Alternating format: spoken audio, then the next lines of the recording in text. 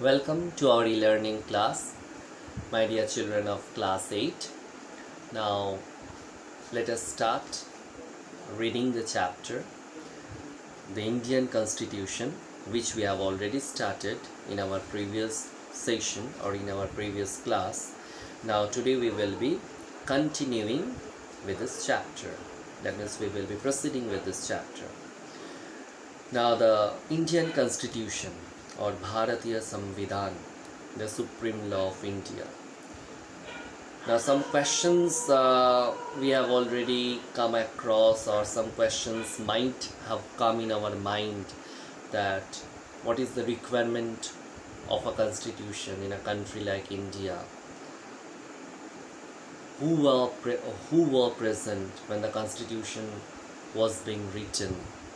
And another question was like this, that sorry, I have missed the line, that yes, have you ever wondered why we need a constitution, or been curious about how the constitution got written? Who wrote it? Now, while reading this chapter, we will be getting, or we will get the answers of all these questions. Why does a country need a constitution? Now we can see a picture over here, and beside the picture something is written. Let's read what is written there. In 1934, the Indian National Congress made the demand for a constituent assembly. Now what is the meaning of constituent? It is an assembly of popularly elected representatives assembled for the purpose of drafting or adopting a constitution or similar document. During the Second World War, this assertion, meaning of assertion, declaration, to say that something is certain, for an independent constituent assembly formed only of Indians gained momentum, and this was convened in December 1946. Meaning of convened is assembled. So I missed the line again, sorry. Yes, I've got the photo on page 2. That means if we come here, we can see this picture. So, the photo on page 2 shows some members of the Constituent Assembly.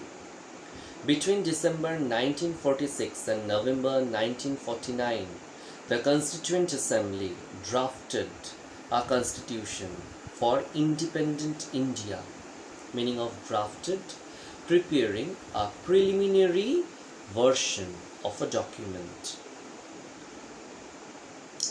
free to shape their destiny at last.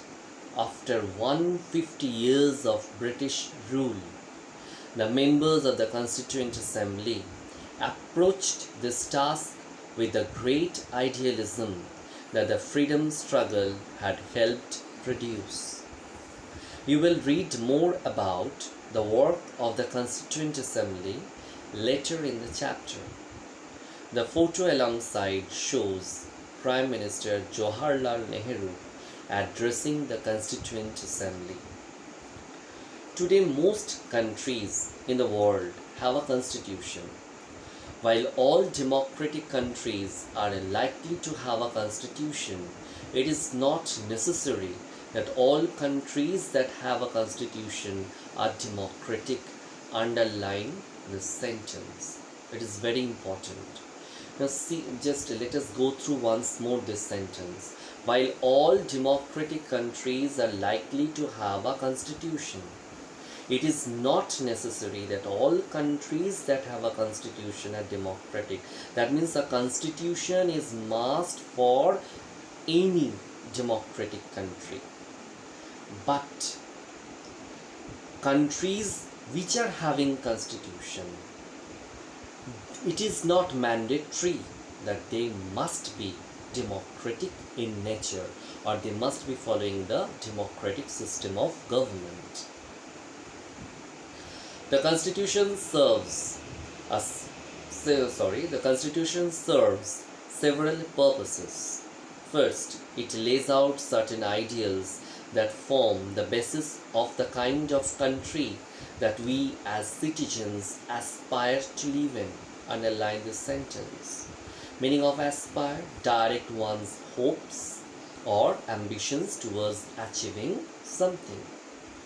This line is very important. That means this constitution, it gives us some sort of guidelines, or it lays out certain ideals that form the basis of the kind of country that we as citizens aspire to live in. That means what kind of country we must be living, or what system we must be following, we can get from here.